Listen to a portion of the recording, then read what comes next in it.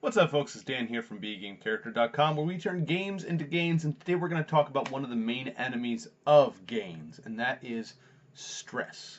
Now, everybody's got a certain level of stress in their life. Some have more than others, but having an exceedingly high level of stress on a semi-regular basis or having a moderate level of stress all the time, both can be very detrimental to your health.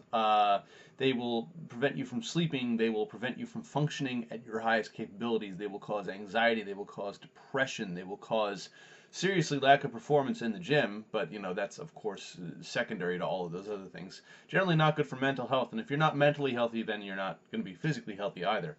Um, Additionally, stress causes you to release hormones that actually will inhibit muscle mass production and strength gains. This is actually a serious physical side effect of stress. So today we're going to talk about some things that I specifically do to reduce my personal stress levels. I am I don't have a tendency to be stressed, but I do have a tendency to live a rather stressful life. Being a business owner and stuff like that, it has that effect. Also, a parent of a child with a somewhat special needs situation, stuff like that. Stress is a thing that I do encounter on a pretty regular basis, so I've come up with some strategies for beating it and some things that I like to do to keep myself from getting too stressed. So let's go over those one at a time. Number one is to lift heavy objects. Obviously, this is a fitness-based channel for the most part. Fitness is one of the ways that I keep myself from becoming too stressed. Lifting weights for me is an incredibly cathartic out for all of my emotional, you know, things that I have pent up inside of me. There's nothing like screaming while you pick a deadlift up off the floor, or just pushing as hard as you can on a bench press, or just trying your hardest to stand up when you're squatting. All of these things are just amazingly cathartic and stress releasing. So first and foremost, that is by far my biggest stress release that I have, which is just lifting weights. Secondly, there is hiking. My number two strategy for limiting stress is hiking. I love to go hiking. I am lucky enough to live in an area where I have a lot of state parks within short drives distance from my house, or even a bike ride. And so I try to get out hiking pretty regularly when the weather's nice. When the weather's not so nice, obviously I don't get as much, but even so, I will still go for a short hike, even in the snow or the cold or the rain sometimes. Hiking for me is almost like a spiritual experience. I'm not a very religious person, but hiking kind of feels like that to me sometimes. So hiking, of course, is a very big outlet for me as well for stress. It's not in the same way that lifting weights is. Lifting weights is great because you get to kind of pour all your anger into it and all of your hurt and upset. Whereas when you go hiking, everything kind of tends to, at least for me, kind of evaporate. Like it's like it drifts off and goes away from me. So that's another big thing that I do to reduce stress in my life. Number three is meditation, and we actually just talked about meditation a couple of videos ago, my own personal strategies and the types of meditation that I go through and stuff like that. Like I've said in that video, it was not a part of my life for a while. It was for a long, long time, and then for a while I wasn't meditating, and I definitely felt the difference.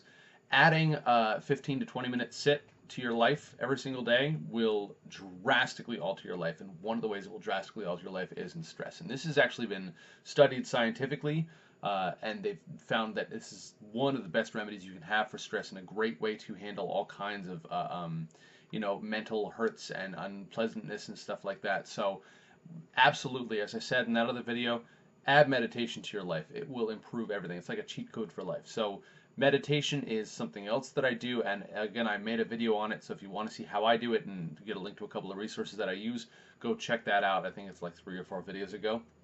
I'll link it at the end as well.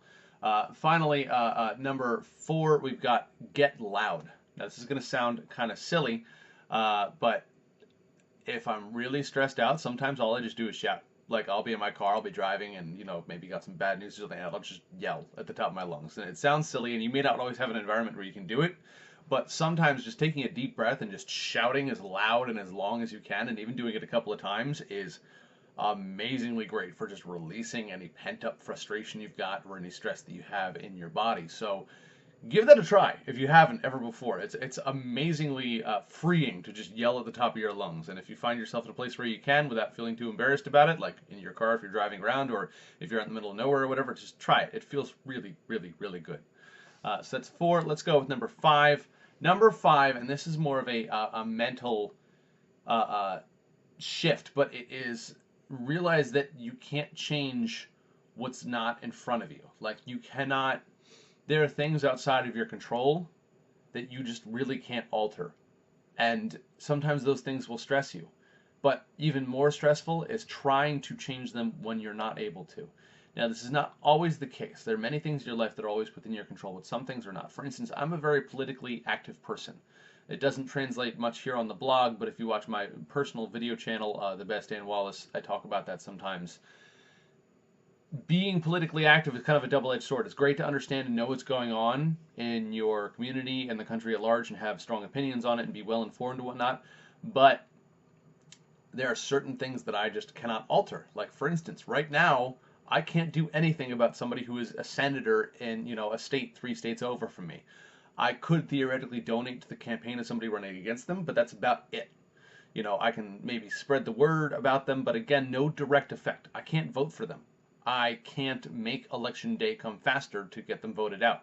I cannot do anything personally outside of, maybe volunteer for their campaigns or donate money to their campaigns. But again, that's only applicable during campaign season.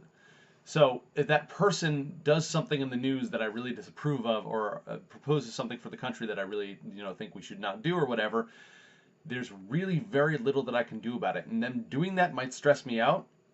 But me trying to figure out how to do something about it and not being able to might stress me out even more. So you have to look at your life at the things that are within your control and the things that are without of your control. And if it's something that you can't control, it's really best not to focus on it just because if there's nothing you can do about it, then spending your time thinking about it is just wasted time.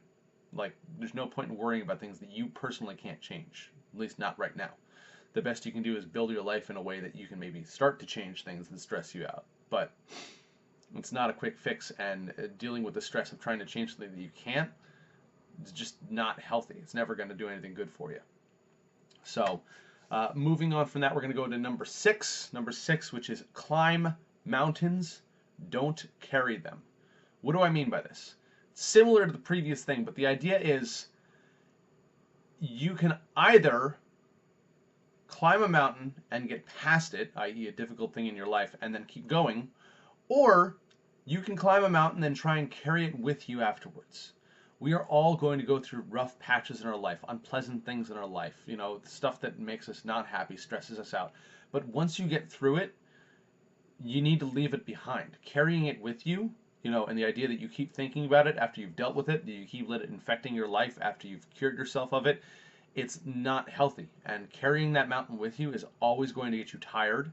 It's always going to frustrate you, and it's never going to do any good. So if you get through something that's unpleasant, let it go. There's no point in holding on to it anymore.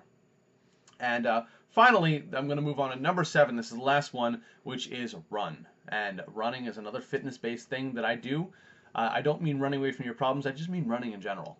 And again, this is different from lifting weights, and this is different from hiking. When you run, especially when you're running long distances, you reach a certain point where it's almost a meditative state. I would say running is actually closer to meditation than it is to lifting weights or hiking. You reach a point where it's almost zen-like, where everything sort of just kind of like zones out, and you can kind of look at your problems, but being in a state that you don't really feel personally affected by them. And it's a cool thing. And it's not necessarily a stress release. It's a way that I use to work over problems in my head. I go for a long run, and invariably after running for a while, the things that are really bothering me kind of bubble up to the surface. And then while I'm running, it's a lot easier to think about them for some reason and to try and figure out solutions and kind of feel okay about them. And while it doesn't work for everything, going for a long run more often than not can really help me deal with things. So that's it. Those are my 7 favorite methods of dealing with stress. And again, I am not a psychologist. I'm not a professional. I'm not some sort of, person that deals with things in your head, professionally speaking. These are just the things that I personally do to reduce stress in my life. And if you've never tried some of them, maybe give them a shot. If you have some other method that you use, please let me know down in the comments below what it is, because I'd be really interested to hear about it. And other people here might also benefit from it as well. Reducing stress in our life is really, really important. It will improve your quality of life. It'll improve your health. It'll improve your fitness level. It'll improve everything about you. So in addition to incorporating meditation into your life, the other thing that I would definitely recommend is reducing stress however you can. And actually, meditation, again, helps with that in some ways. So thank you for watching. As always, remember to live boldly, change the world, and continue to be awesome. Bye-bye.